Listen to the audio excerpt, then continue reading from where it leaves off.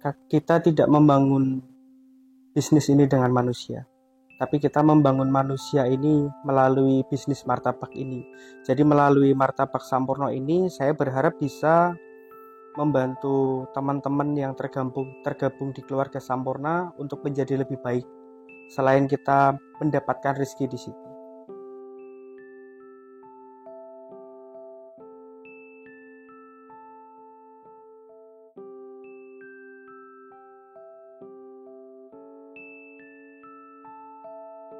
Assalamualaikum warahmatullahi wabarakatuh. Perkenalkan, saya David Suryakusuma, owner dari Martabak Sampurna.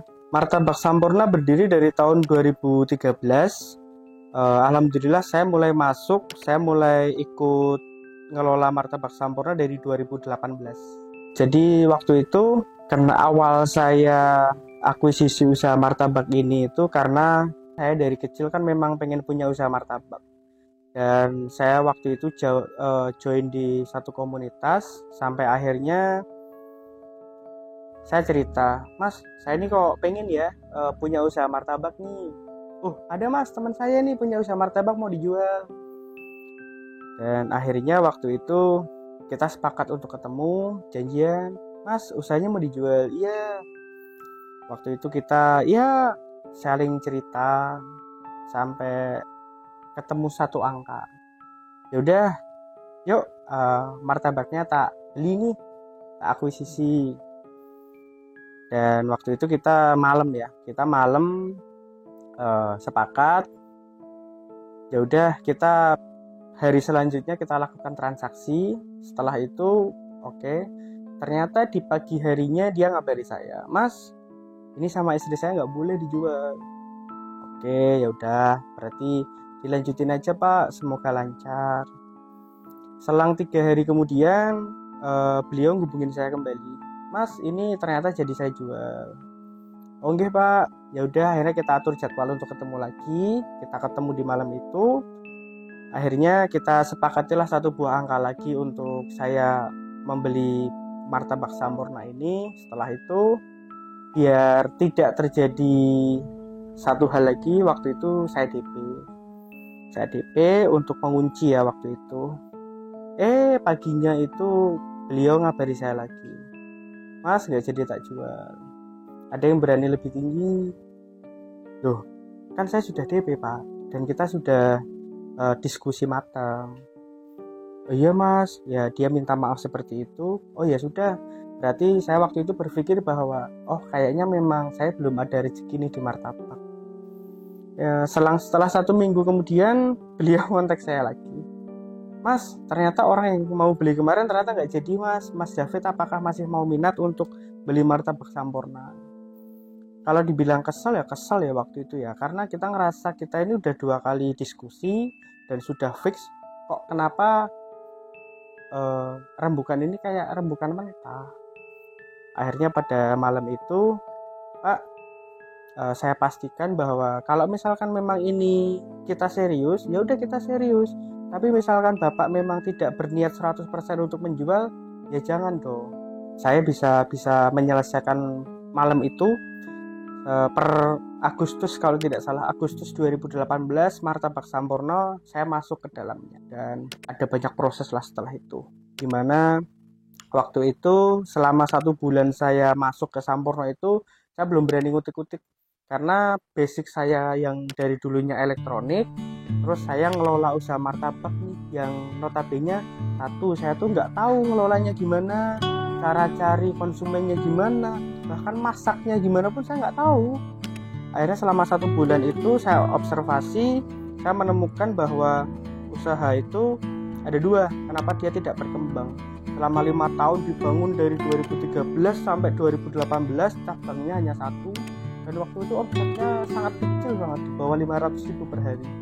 Jadi saya berpikir waktu itu, apakah kendalanya ini dari faktor internal itu bisa satu, masakannya nggak enak, atau yang kedua dia kurang ramah dengan konsumen, atau tempatnya kurang strategis, atau dari eksternalnya kita nggak bisa kita kendalikan, dari konsumennya, marketnya kita salah, atau kita salah pilih tempat. ternyata setelah saya pelajari dalam waktu 1 bulan itu, faktornya itu terbanyak itu dari internal. Jadi beliau itu satu, kalau dibilang martabaknya enak ya standar, dibilang enak banget juga enggak, dibilang nggak enak juga enggak, jadi ya normal-normal aja. Terus yang saya temukan waktu itu adalah masalah buka. Jadi dalam waktu 1 minggu itu pasti ada hari libur mas, dan itu random, nggak misalkan kita libur setiap hari Senin atau setiap hari Jumat, enggak. Tapi di situ dia tuh jualan itu model-model apa ya, dia nggak punya tujuan.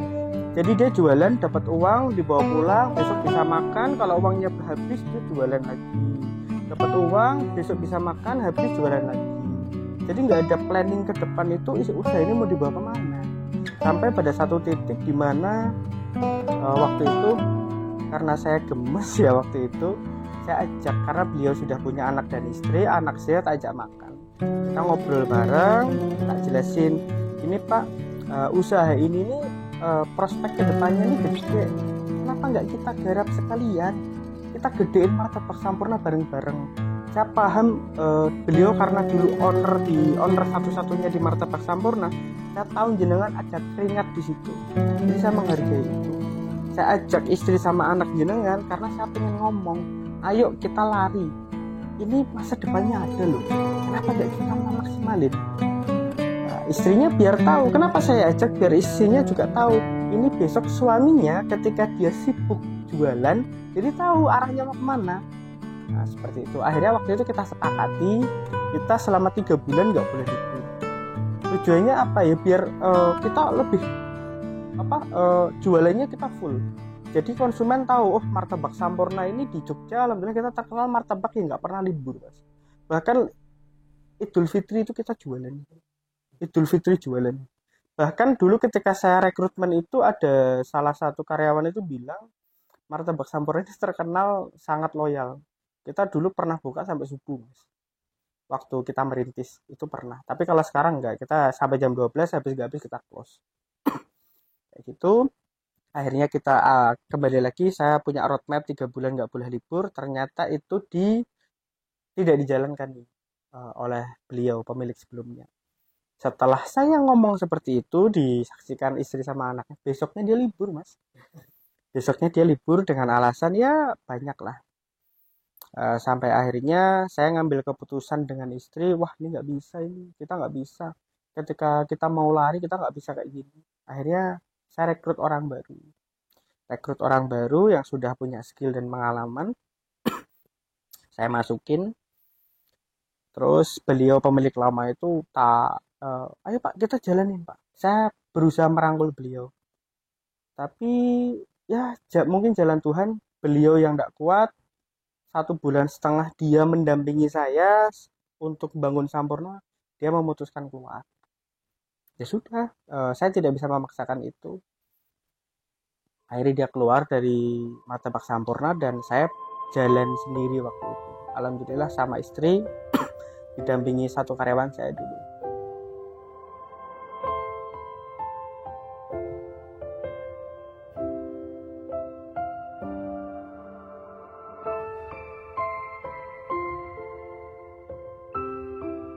Titik balik Martabak Sampurna adalah waktu tahun 2022. Tepatnya tanggal 27 Agustus tahun 2022.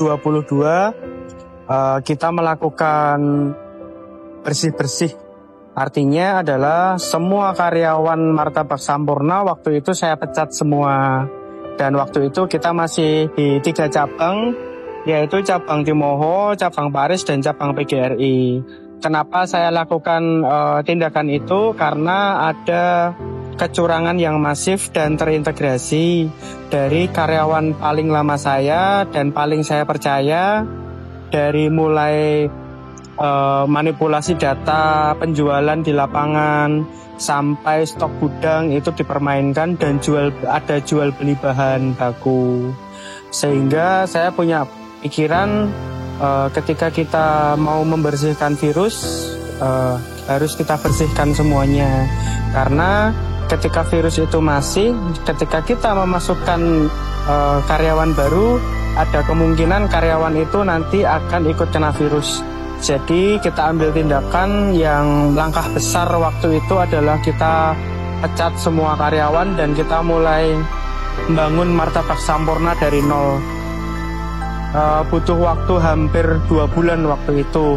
Jadi setelah saya pecat karyawan, waktu itu 3 outlet, saya bersama istri bergantian jualan untuk menjaga eksistensi kita di tempat jualan, terus menjaga performa kita di platform online food. Jadi mau 3 hari kita jualan di cabang Timoho, selanjutnya 3 hari kita jualan di cabang Paris, selanjutnya 3 hari buka di cabang PGRI. Sambil kita melakukan rekrutmen karyawan pelan-pelan, kita masukkan karyawan satu-satu, kita ajari lagi dari nol, kita latih lagi dengan SOP Martabak Sampurna seperti apa. Dan alhamdulillah Tuhan mengijabah itu sampai Sampurna pada titik sekarang. Alhamdulillah dinikmati ya Mas ya. Kita selalu menikmati proses itu. Kalau dibilang capek ya kayaknya kok nggak ada kerja yang nggak capek. Ya kita menikmati dan mensyukuri. Pertama saya pernah sama istri selama 1,5 bulan itu benar-benar full. Jadi waktu itu kita benar-benar turun di lapangan langsung. Kita handle dari mulai belanja sampai produksi, mengolah, menyiapkan sampai kita berjualan di lapangan sendiri. Dan ada cerita juga yang bagi saya sangat berkesan. Jadi dulu kami pernah ketika merintis Sampurno ini di cabang kita yang di Moho, selama 1,5 bulan itu kita benar-benar full di lapangan karena memang waktu itu karyawan kita sedang sibuk untuk mengurus orang tuanya yang sedang sakit. Ya, momen yang paling saya ingat adalah ketika saya dan istri jualan, ketika kita berangkat itu kehujanan, sampai basah, dan sampai di tempat jualan, saya masih dorong gerobak dengan kondisi hujan, sampai baju dan celana yang kita pakai itu kering, dan pulang itu masih kita kehujanan lagi. Dan ada satu momen yang masih saya ingat sampai sekarang. Saya sama istri dulu ketika pulang jualan itu adalah warung makan langganan kita di area Glagahsari. Jadi di situ setiap kali kita pulang jualan jam 1, jam setengah 2, kita mampir di situ. Momen yang saya ingat waktu itu karena ya saya sadar, saya sama istri waktu itu sedang berjuang. Capek ya, namanya orang berjuang pasti capek. Waktu itu kita beli makan di situ. Saya masuk ke warung dan istri nunggu di motor waktu itu. Sampai mungkin saking capeknya istri saya sampai mungkin ketiduran di motor. Sampai waktu itu saya selesai beli makan, kita pulang. Itulah momen yang paling saya ingat. Ya, perjuangan seperti itulah. Karena saya percaya rezeki saya dengan istri di Martabak ini masih bisa untuk kehidupan kita ke depan, dan usaha ini akan menjadi salah satu jalan rezeki kita, dan insya Allah gak hanya untuk kita tapi bisa menjadi jalan rezeki untuk banyak orang. Istri selalu mendukung dimanapun, kapanpun, dalam kondisi apapun. Ketika saya merintis usaha ini, ketika titik terendah saya, alhamdulillah istri selalu menemani. Dan saya juga nggak tahu ya harus berbuat apa untuk membahagiakan istri saya. Ya, saya akan berjuang di Sampurna ini lebih baik lagi. Titik balik kita adalah ketika pas sebelum COVID persis. Sebelum COVID persis itu benar-benar titik balik, karena dimana waktu itu saya ketika mengelola usaha martabak ini kan saya sama sekali tidak tahu ini usaha ini harus gimana, cara masaknya gimana, bahkan saya belum tahu. Sampai pada akhirnya waktu itu karena karyawan itu sakit dan akhirnya pulang, saya dipaksa harus mau untuk bisa buat martabak. Nah, itulah yang jadi titik balik saya, di mana kita sebagai business owner itu harus paham proses dari A sampai Z. Harus benar-benar paham. Kita jadi martabak nomor satu di Indonesia. Impian jangka panjang. Sekarang, langkah pertama yang saya lakukan adalah kita menjadi nomor satu di Jogja dulu. Setelah di Jogja, baru kita akan mengembangkan di luar. Karena saya punya patokan, kita harus jago di kandang dulu, baru kita bisa menaklukkan kandang orang lain. Yang paling saya rindukan ketika saya di lapangan, saya berinteraksi dengan konsumen, ngobrol, karena dari situ saya juga banyak banyak dapat cerita, ya interaksi dengan konsumen itu yang paling saya rindukan. Semoga kita bisa memberikan yang terbaik untuk konsumen. Jangan pernah menakar rezeki. Yang penting kita ikhtiar maksimal, rezeki pasti kita dapatkan.